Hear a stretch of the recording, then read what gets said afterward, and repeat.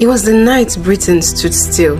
No gunshot, no high-speed chase, no dramatic explosion, just a gang of clever men, a bag of fake signals, and a train carrying more money than anyone could imagine.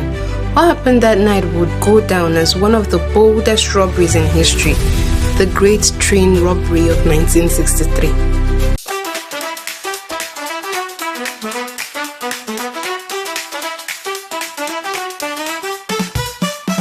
Picture this, the chill of an English night, August 8, 1963. The Royal Mail train left Glasgow, Scotland, bound for London. It carried millions in cash, mostly used banknotes being returned to the Bank of England. No one expected trouble. After all, this was the Royal Mail. Who would dare touch it? But miles away in the quiet countryside of Buckinghamshire, a gang of 15 men were waiting, led by Bruce Reynolds, a smooth-talking career criminal with a taste of danger and luxury.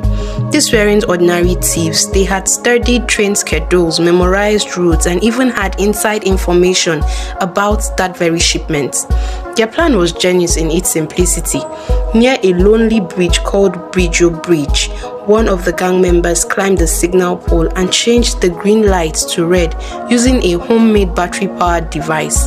To any train driver, a red light meant stop immediately. And so at exactly 3 a.m., the mail train slowed to a halt in the middle of nowhere. The driver, Jack Mills, leaned out of the window, confused, and before he could react, men in ski masks stormed the locomotive. They hit him over the head and took control of the train. Using military precision, they uncoupled all but the engine and one carriage, the one loaded with money. They drove it a short distance down the track to a waiting hideout, and then, in the glow of flashlights and whispered orders, they began unloading. £2.6 million. That's about $70 million today. Bundles of cash stacked high, filling every bag and sack they had brought. The job took just 30 minutes. No gunfire, no alarms. When they were done, they vanished into the night. The gang retreated to an abandoned farmhouse called Leatherslade Farm, their temporary hideout.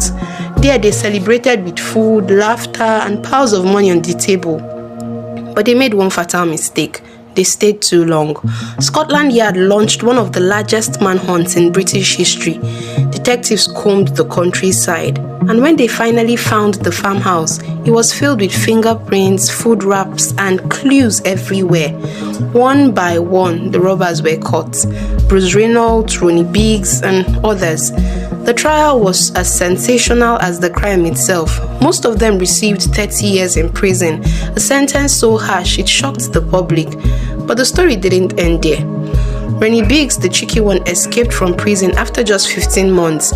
He climbed over the wall with a rope ladder, fled to France, then Brazil, and lived free for decades, giving interviews, signing autographs, and becoming a strange sort of folk hero. The public couldn't decide whether to hate him or secretly admire him. The Great Train Robbery wasn't just about money. It was about daring. It was about how 15 ordinary men outsmarted systems, if only for a moment. For years, children grew up hearing their names whispered like legends. The money was never fully recovered. The mystery of who tipped them off was never completely solved. And even today, that red light on the track remains a symbol of audacious genius. So the next time you hear a train whistle echo through the night, remember somewhere in that sound is the ghost of 1963, the night a gang of dreamers stopped a train and took the British Empire without firing a single shot. What do you think of this story? I'd like to know in the comment section. For more stories like this, please follow, like, share and subscribe.